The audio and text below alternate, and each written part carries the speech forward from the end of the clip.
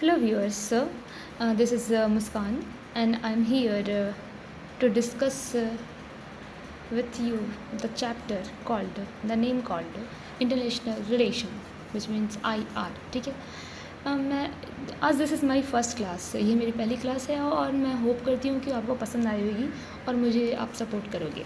Okay, let's start the topic IR. इसे हम पूरा कंप्लीट करेंगे. ठीक है, IR. Let start with a intro. What is IR? Generally people think about what is IR. IR का syllabus क्या है? IR पढ़ना है हमें IR UPSC में पढ़ना है, हमें IR स्टेट PCS के एग्ज़ाम में पढ़ना है. But actually what is IR? Actually IR यानी international relations. Actually international relations means international relations, how India deal with different countries, different international organizations. Okay, example, how India deal with USA, how India deal with China, how India deal with Japan, and so on. Okay, and in organization, in under IR we see how India deal with WHO, UN, WTO. WHO means World Health Organization, UN means United Nation or United Nations Security Council, and WTO means World Trade Organization. Now, so how India deals with these things are considered considering in under international relationship. Okay, यानी IR. तो IR में सबसे पहले हम जानेंगे कि foreign policy क्या होता है. क्या होता है फॉरेन पॉलिसी? क्या होती है? हाँ, so foreign policy refers to a government which overseeing strategy in dealing with other nation and other organization as we discussed here. हाँ, other country or any international organization.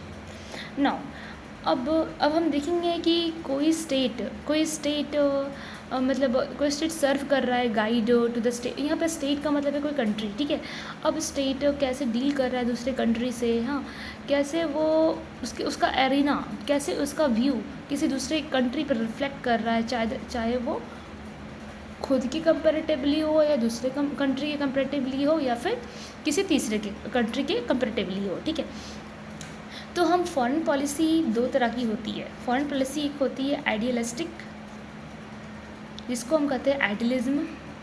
हाँ, और एक होती है करंट, मतलब रेलिवेंस के अकॉर्डिंग. क्या, किसके अकॉर्डिंग? रेलिवेंसी के अकॉर्डिंग. ठीक है, तो रेलिवेंसी में देखेंगे तो हम USA को रख सकते हैं. और इस तरीके की फॉरेन पॉलिसी को डिस्क्राइब किया था किसने? हेनरी कैसियर ने. किसने किया था? हेनरी कैसियर ने. ओके, और आइडियलिस्टिक यानी आइडियलिज्म फॉरेन पॉलिसी फॉलो किया था हमारे जवाहरलाल नेहरू, जो कि हमारे फॉर्मर PM रह चुके हैं, जवाहरलाल नेहरू. हाँ, विथ एग्जांपल पंचशील क्या होता है ये मैं आपको आगे वाले वीडियो में बताऊंगी. ठीक है, अभी के लिए आप एक क्विक रिव्यू ले सकते हो. ठीक है, जान सकते हो. नाउ अगर मैं बात करती हूँ कि ये फॉरेन पॉलिसी क्यों ज़रूरी है, तो ये फॉरेन पॉलिसी क्यों ज़रूरी है? फॉरेन पॉलिसी इसलिए ज़रूरी है ताकि हम अपने टेरिटरी को सेफ गार्ड कर सके, अपनी सॉवरनिटी को प्रोटेक्ट कर सके. Do you know what is sovereignty? Sovereignty means होता है कि आप कितने कैपेबल हो, कि आपकी कंट्री कितनी कैपेबल है अपने डिसीजन को लेने में. जैसे एग्जांपल, अगर करंट सिनेरियो में देखा जाए तो इंडिया पे अभी सॉवरनिटी को एक्सप्लेन कर रही हूँ मैं. ठीक है, आपके लिए. Let's take example USA and USA tariff. ठीक है, USA टैरिफ में इंडिया पे हैवी टैरिफ लगाए गए हैं. ठीक है, हाँ, हैवी टैरिफ लगाए गए हैं, सैंक्शन लगाए गए हैं. क्यों? क्योंकि India is purchasing oil from Russia. हाँ, इंडिया ऑयल किससे परचेस कर रहा था? रसिया से. इसलिए USA ने किस पे टैरिफ लगाए हैं? हैवी सैंक्शंस एंड टैरिफ किस पे लगाए हैं? इंडिया पे. ठीक है, बट यहाँ पे क्या है? यहाँ पे इंडिया अपनी पोजीशन दिखा रहा है और USA की बात ना मान के खुद का डिसीजन पे अटका हुआ है, अडिग है, खड़ा है, without getting influence of USA like dominant power, ठीक है। और he is trading Russia oil, और he is trading energy trade for energy trade with Iran. हाँ, so this shows India sovereignty, मतलब बिना किसी एक्सटर्नल पावर के इन्फ्लुएंस में आए हुए आप अपने डिसीजन, अपने कंट्री के डिसीजन ले पा रहे हो, उसी को कहते हैं सोवरनिटी। Okay, got it. हाँ, और टेरिटोरियल तो आप जानते ही हो, आपने पढ़ा भी होगा as you are aspirant, UPSC aspirant और सिविल सर्विसेज एस्पिरेंट, कि टेरिटरी मीन्स अपनी टेरिटरी को प्रोटेक्ट करना। किससे प्रोटेक्ट करना है?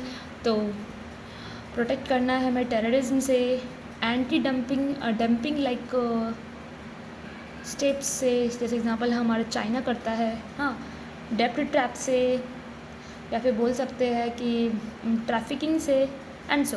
Okay, let's come.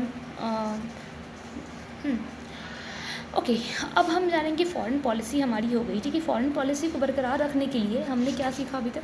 हमने सीखा कि फॉरेन पॉलिसी को बरकरार रखने के लिए दो चीज़ें बहुत ज़रूरी है। वो दो चीज़ें क्या है? Sovereignty and territorial integrity. क्या? टेरिटोरियल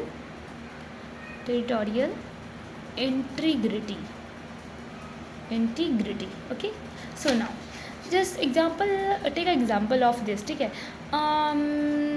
लाइक अच्छा, हमारा टेरिटोरियल इंटीग्रिटी इम्पैक्ट हुआ था। हाँ, अगर हम थोड़ा बैक जाए हिस्ट्री में, ठीक है, अगर हम हिस्ट्री में थोड़ा बैक जाए तो हम क्या देखेंगे?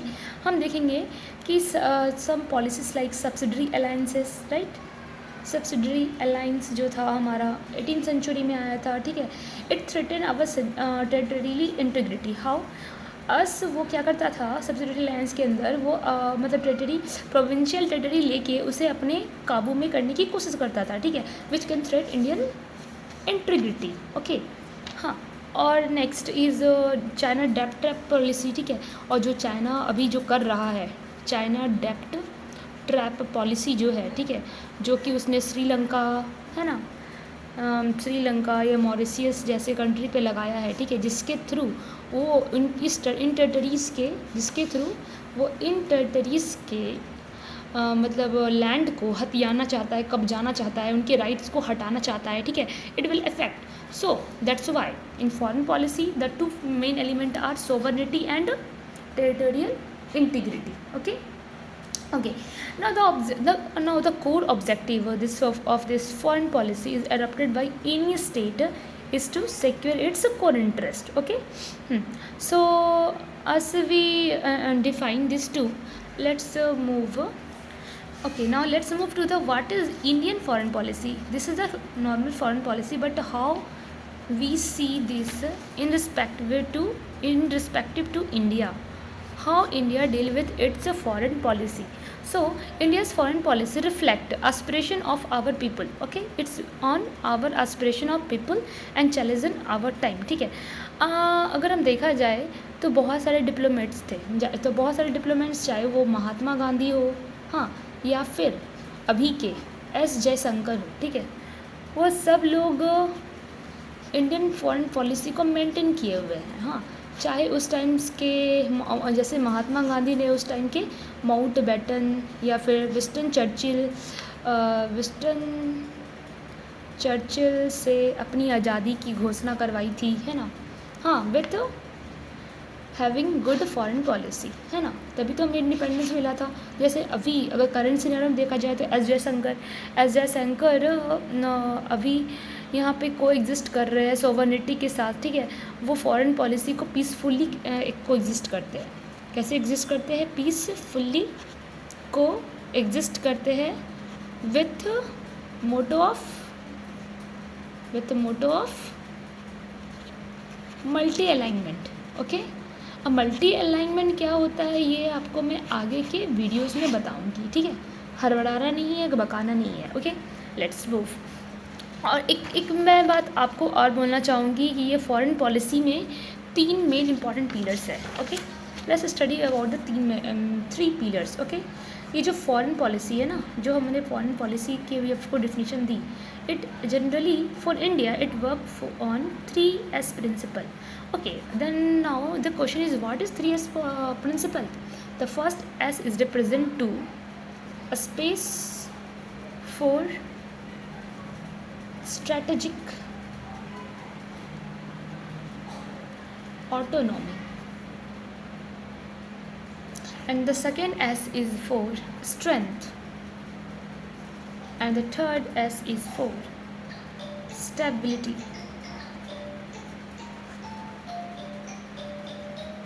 ओके, समझ में आया आपको कि फॉरेन पॉलिसी में 3S का क्या value? 3S is for the S is stand for space for strategic autonomy, second S is for strength and third is for stability. Okay, now what is this 3 represent? Okay, हम एक एक करके सबको discuss करेंगे. पहला है क्या? हमारा स्ट्रेंथ फॉर स्ट्रेटेजिक ऑटोनॉमी. ठीक है, strength for space for strategic autonomy it's self defined. Strategic मतलब होता है क्या कि हाउ यू, मतलब आप कैसे स्ट्रेटेजिकली, कैसे अच्छे से सोच के चीज़ों को एक साथ अलाइन करते हो. ठीक है, कैसे चीज़ों को एक साथ रखते हो. ठीक है, now let us take an example of India. Like India is a independent country. Okay, कैसे इंडिया अपने डिसीजन को इंडिपेंडेंटली लेता है. कैसे इंडिया अपनी डिसीजन को क्या लेता है? इंडिपेंडेंट डिसीजन इंडिया कैसे ले पा रहा है अपना. ठीक है, इंडिपेंडेंट डिसीजन मेकिंग ये किसके अंदर आता है? ये आता है space for strategic autonomy. Okay, now अभी हम देखेंगे क्या कि ओके, अब ये क्यों ज़रूरी है. अब यहाँ पे कर रहा है इंडिपेंडेंट डिसीजन मेकिंग. ओके, हमें इंडिपेंडेंटली डिसीजंस लेना है. ऐसा क्यों इम्पॉर्टेंट है? तो it is important because we have engaging with multiple global powers. Okay, take example in our contemporary world. हम अगर अभी करंट सिनेरियो में देखें तो इंडिया अपना एक बैलेंस डिप्लोमेसी ले रहा है. बैलेंस डिप्लोमेसी ले रहा है कहाँ? बैलेंस डिप्लोमेसी शो कर रहा है. बैलेंस डिप्लोमेसी भाई कैसे है? तो देखें, अगर अभी रसिया और यूक्रेन का वॉर हुआ है. किसका वॉर हुआ है? रशिया यूक्रेन का वॉर हुआ है. रशियन यूक्रेन वॉर में इंडिया यूएसए से ना इन्फ्लुएंस होके एक न्यूट्रल रहने का कोशिश किया है. क्यों? क्योंकि वो एक न्यूट्रल सपोर्ट दिया है. वो बोला है क्या? वो बोला है कि अब मुझे न्यूट्रल रहना है, ना मैं रसिया के पास हूँ ना मैं यूक्रेन की तरफ हूँ. ये हो गया एक बैलेंस डिप्लोमेसी का एग्जांपल. और नेक्स्ट इज़ कि इंडिया क्वाड का मेंबर भी है और ब्रिक्स का मेंबर भी है. और क्वाड ब्रिक्स क्या होता है? अगर आपको जानना है आप कमेंट कर सकते हैं, नहीं तो मैं इसे आगे वाले सेशन में बताऊँगी. ओके, ना ये हो गया. और कुछ एग्जांपल देखिए एक्स्ट्रा, तो vaccine. Okay, vaccine diplomacy during कोविड-19. ठीक है, ये भी इंडिया की स्ट्रैटेजिक डिप्लोमेसी को दिखाता है. Okay, let's move to the second is what? Second is stability. Second is what? Stability. पहले हमने पढ़ा space for strategic autonomy. Okay, ना सेकेंड इज क्या है? Second is stability. तो second is stability. Why foreign policy need stability? हाँ, India is a stability, vision of stability. क्यों? In South Asia में इंडिया एक बहुत इंपॉर्टेंट रोल प्ले करता है. As India is a leading country. Us India is one of leading country in south east Asia, है ना. Obviously with हमारे पास इतना सारा पॉपुलेशन है ना. हम इतने ज़्यादा पॉपुलेशन को एक्वायर करके चल रहे हैं. इतने अच्छा डेमोग्राफिक हमारा है, डेमोग्राफी है, या कह सकते हैं डेमोग्राफिक डिविडेंड है. और as a developing country, India play a very crucial role within its space, technology और service sector. हाँ, so we are leading in South Asia. और हमारा तो मोटो भी है कि हमें विश्वगुरु भी बनना है. खैर, आते हैं टॉपिक पे. स्टेबिलिटी.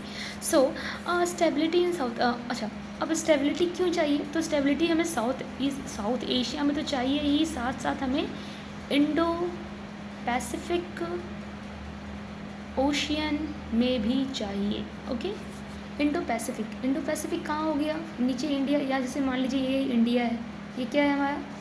ये इंडिया है ना. ये क्या है हमारा? वेट एक मिनट, सॉरी. ओके, सो ये हमारा इंडिया है. और ये जो नीचे वाला एरिया है इसे क्या कर रहे हैं हम? Indo Pacific. तो हमें तो चाहिए इंडो पैसिफिक में क्या चाहिए, हमें स्टेबिलिटी चाहिए, साउथ एशिया में स्टेबिलिटी चाहिए, ठीक है। तभी तो जब हम स्टेबल रहेंगे तभी तो हम फॉरेन पॉलिसी लोगों से अच्छे से रख पाएंगे, तभी तो हम फॉरेन पॉलिसी के थ्रू लोगों से अच्छे से बात करेंगे, टेक्नोलॉजी शेयर होगा, है ना। तो लोग मतलब अगर कुछ हमें चाहिए एक्सपोर्ट इम्पोर्ट की जितनी भी सर्विसेज है वो सब होगी, है ना। नेक्स्ट ओके, तो स्टेबिलिटी ये तो चाहिए। अब स्टेबिलिटी डेवलपमेंट, अच्छा ओके, अब हमारे हमारे अच्छा हमारी ये कंट्री है, हमारी कंट्री को थ्रेट भी तो होता है, सिक्योरिटी भी तो चाहिए, है ना। अगर हमारा इंडिया, अगर ये हमारा इंडिया है ना, ये हमारा इंडिया है और हमारे इंडिया पे बॉर्डर पे इधर चाइना है, इधर पाकिस्तान है, इधर भी इधर हमारा ओशियन अरेबियन सी है, इधर बे ऑफ बंगाल है ना, नीचे फिर इंडियन ओशियन है, राइट, है ना, और इधर बांग्लादेश, चाइना, है ना। ये सब क्या है, थ्रेट है इंडिया को, कोई भी कभी भी अटैक कर सकता है इंडिया को। तो इंडिया के लिए इम्पॉर्टेंट है कि ये प्रॉपर सिक्योरिटी रखे, है ना। हमारी बीएसएफ है ना, बॉर्डर सिक्योरिटी फोर्स, जो दिन रात 24 घंटे हमारी रक्षा करती है ना, जो प्रोवाइड क्या कर रही है इंडिया को, स्टेबिलिटी प्रोवाइड कर रही है। क्या प्रोवाइड कर रही है, स्टेबिलिटी, हाँ। जिससे कि जिसके कारण कि हम तो स्टेबिलिटी सिक्योरिटी के कारण क्या मतलब हम अचीव कर रहे हैं, हम अचीव कर रहे हैं कि इंडिया में पीस है, कॉपरेशन है, कॉन्फ्लिक्ट कम हो रहे हैं, राइट, है ना। कॉन्फ्लिक्ट कम हो रहे हैं, डिक्रीज़ हो रहे हैं या कम गए हैं, है ना। और इकोनॉमिक इंटीग्रेशन हो रहा है ना, तो जिसके कारण नेबरिंग कंट्री भी जो है हमारा साथ दे रही है, जैसे नेपाल, भूटान, है ना, इन सब की हम मदद कर पा रहे हैं। क्योंकि अगर हम स्टेबल रहेंगे, क्योंकि अगर इंडिया स्टेबल रहेगा तभी तो वो अपने नेबरिंग कंट्री की हेल्प कर पाएगा, है ना। जिसके लिए स्टेबिलिटी के लिए हम कुछ को पॉलिसीज़ भी लाते हैं, हाँ, जो हमारे गवर्नमेंट ने बनाया है। जैसे एग्जांपल में नेबरहुड पॉलिसी, है ना, नेबरहुड फर्स्ट पॉलिसी, राइट, है ना। And next is role in Afghanistan peace process, है ना। और नेक्स्ट इज़ सागर विज़न,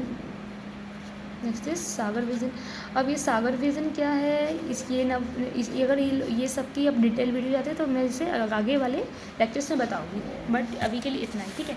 तो अभी हम आते हैं, ये हमारा फॉरेन पॉलिसी के लिए 3 एलिमेंट थे, याद है आपको, space for strategic autonomy, stability and strength. Now ये हो गया, ये समझ में आ गया। अब हम आते हैं अपने तीसरे टॉपिक पे, स्ट्रेंथ क्या है, ये स्ट्रेंथ क्या है। तो strength defines actually India's capability of building regarding military, economic और सॉफ्ट पावर, ठीक है। मतलब स्ट्रेंथ दिखा रहा है, स्ट्रेंथ इंडिया बहुत तरीके से दिखाता है। इंडिया स्ट्रेंथ दिखा सकता है कि उसके पास मिलिट्री पावर कितनी है ना, उसके पास इकोनॉमी कितनी है, यानी वो कितने ट्रिलियन की इकोनॉमी है, या फिर वो दिखा सकता है स्ट्रेंथ अपने सॉफ्ट पावर से भी, है ना, जो कि इंडिया करती है ना। ओके, सो ये क्या, ये सारी जो पावर्स होती है वो क्या रिप्रेजेंट कर रही है, वो रिप्रेजेंट कर रही है कि global player capable for protecting it's sovereignty, वो अपनी सॉवरेनिटी को कैसे बचा रहा है, कंट्रीब्यूट कैसे कर रहा है पॉजिटिवली, कि ग्लोबल गवर्नेंस हमारा कैसे होना चाहिए, ठीक है। चलिए एग्जांपल लेते हैं, कुछ हम एग्जांपल लेते हैं डिफेंस मॉडर्नाइजेशन, ओके। एग्जांपल में लेते हैं defence modernisation, okay, defence modernisation and strategic partnership, okay, now remember कि डिफेंस मॉडर्नाइजेशन क्या, डिफेंस, हम अपने डिफेंस को मॉडर्नाइज कर रहे हैं, कैसे, हम नए वेपन्स बना रहे हैं, लाइक S-400 हमने किससे लिया है, हमने रसिया से लिया है, ठीक है। हम कहीं भी परचेस कर रहे हैं, डिफेंस में मॉडर्नाइज कैसे कर रहे हैं, कुछ ट्रांसफ़र ऑफ टेक्नोलॉजी के द्वारा और कुछ इंपोर्ट करके भी, ठीक है। जैसे रसिया से हमने ये लिया है, राफेल लिया है हमने, ठीक है, कहाँ से, फ्रांस से। या फिर हम बोल सकते हैं कि हमने राफेल लिया है, फ्रांस लिया है, और उसके बाद हाँ हमने ब्रह्मोस बनाया है, क्या बनाया है, ब्रह्मोस बनाया है ना, जो रसिया और इंडिया ने मिलके बनाया है। उसके बाद फिर हमने और क्या किया है, अब देखोगे क्या हमारे पास फिर अग्नि है, अस्त्र है, ये सब हमारे पास क्या है, मिसाइल्स है, जो कि हमारे डिफेंस को क्या कर रहे हैं, मजबूत कर रहे हैं। हाँ, और थार्ड भी है जो कि हमने USA से लिया है ना, थार्ड, हाँ, it is a tank, what it is a tank, okay. Let's move okay, ये हो गए हमारे कुछ डिफेंस मॉडर्नाइजेशन और स्ट्रैटेजिक पार्टनरशिप, ठीक है। और डिफेंस मॉडर्नाइजेशन में हम एक्सरसाइज भी तो कंडक्ट करते हैं ना, जैसे हमारे एक्सरसाइज होता है बरूना एक्सरसाइज हम कंडक्ट करते हैं ना, बरूना नेवी एक्सरसाइज है जो हम कंडक्ट करते हैं किसके साथ, फ्रांस के साथ। इंदिरा एक्सरसाइज जो हम कंडक्ट करते हैं रशिया के साथ, हाँ। सिमवैक्स जो कि सिंगापुर और इंडिया करता है। इसी तरह से बहुत सारे एक्सरसाइजेज है, ठीक है। तो ये हो गया। और इसमें आती है एक economic diplomacy and technology partnership, ठीक है। ये हम बोले स्ट्रेंथ कैसे करना है, military wise, economy wise, soft power wise. Military wise हमने कैसे किया, डिफेंस मॉडर्नाइज किया, डिफेंस एक्सचेंज किया, है ना, और स्ट्रेटेजिक पार्टनरशिप बनाई किस दूसरे कंट्री के साथ। और अब हम क्या करेंगे, अब इकोनॉमिकली कैसे करेंगे, तो इकोनॉमिक डिप्लोमेसी लाएंगे, टेक्नोलॉजी पार्टनरशिप करेंगे, ठीक है। और सॉफ्ट पावर को प्रमोट करने के लिए क्या करेंगे हम, सॉफ्ट पावर को प्रमोट करने के लिए हम बुद्धिज़्म को स्प्रेड कर सकते हैं। आज इंडिया में बुद्धिज़्म का जन्म हुआ है, जैनिज़्म का जन्म हुआ है, ठीक है, हाँ। और साउथ एशिया में तो बुद्धिज़्म फेमस है, जापान, चाइना, है ना, लाइक दिस कंट्रीज़। और हम डायस्पोरा एक्सचेंज कर रहे हैं, डायस्पोरा इंडिया के बहुत सारे लोग जो है डायस्पोरा बन के दूसरे कंट्री में जाते हैं जॉब करने के लिए, है ना। ओके, तो आज हमने क्या समझा, हमने समझा फॉरेन पॉलिसी को, और हमने समझा कि इंडियन फॉरेन पॉलिसी में ये 3 एलिमेंट है। कौन से 3 एलिमेंट थे, strategic space for strategic autonomy, stability and strength, okay now. और हम यहाँ पे ये भी देख सकते हैं कि जो 3S का जो फ्रेमवर्क था इंडिया की फॉरेन पॉलिसी को बहुत ही अच्छे तरीके से मजबूत करने की कोशिश करता है, हाँ। और इंडिया, हम बोल सकते हैं कि इंडिया का जो एसर्ट्स है और जो राइटफुल प्लेस है वो बहुत रिस्पॉन्सिबल है इस चीज़ के अचीवमेंट के साथ साथ, है ना, जो रिस्पॉन्सिबल है किसी भी ग्लोबल पावर के लिए, जहाँ पे इंडिया एस्पायर्स करता है पूरे वर्ल्ड, और वर्ल्ड हमारा पूरा एडमायर करता है। This is very famous quote that where India aspires where world admires, okay. So okay, with this अब हम आगे पढ़ेंगे कि फॉरेन पॉलिसी में, अब हम आगे पढ़ेंगे क्या, कि फॉरेन पॉलिसी के कुछ गाइडिंग प्रिंसिपल्स है, क्या, कि फॉरेन पॉलिसी को कैसे चलाना है उसके लिए कुछ प्रिंसिपल, कुछ पॉलिसीज़, क्या, कुछ प्रिंसिपल्स या पॉलिसीज़ बनाई गई है, ठीक है। हम उन सबको एक एक करके आगे वाले वीडियो में या लेक्चर्स में कवर करेंगे, ठीक है, हाँ। जो कि, और हम ये बता दें कि foreign policy is also mention in DPSP, है ना, इन आर्टिकल 51, हाँ। जो प्रमोट करता है, क्या प्रमोट करता है, जो बोलता है कि प्रमोट करना है हमको इंटरनेशनल रिलेशन और पीस सिक्योरिटी के साथ, ठीक है। तो ये जो कोर प्रिंसिपल है, जो ये कोर प्रिंसिपल, उसमें क्या क्या आएगा, एक व्यू लेते हैं, ठीक है। उसमें व्यू में एक हो जाएगा पंचशील एग्रीमेंट, ओके। नेक्स्ट हो जाएगा policy of non alignment, okay, जिसको हम नाम भी कहते हैं। Next peaceful settlement of international dispute, okay, peacefully कैसे सेटलमेंट करेंगे किसी इंटरनेशनल डिस्प्यूट को, ओके। फिर anti racism and anti colonialism, okay, anti racism और एंटी कॉलोनिज्म स्टेप्स। फिर हम पढ़ेंगे कि हमारा ह्यूमैनिटेरियन असिस्टेंस लाइक एड जो होता है फॉरेन इकोनॉमिक एड में कैसे काम करता है। फिर हम ये पढ़ेंगे कि हम विश्व बंधु है, हमारा जो गोल है विश्व बंधु का, किसका, विश्व बंधु या वासुदेव कुटुंबकम, है ना, आपने सुना होगा, है ना। फिर उसके बाद नेबरहुड फर्स्ट पॉलिसी, है ना, जो हमने एक बार बात भी की थी अभी वाली वीडियो में, नेबरहुड फर्स्ट पॉलिसी, या फिर सागर प्रोजेक्ट, है ना, या फिर सागर पॉलिसी, है ना। ये सब हम आने वाले लेक्चर में मतलब आगे लेक्चर में हम देखेंगे, ठीक है। अभी के लिए इतना ही, थैंक यू।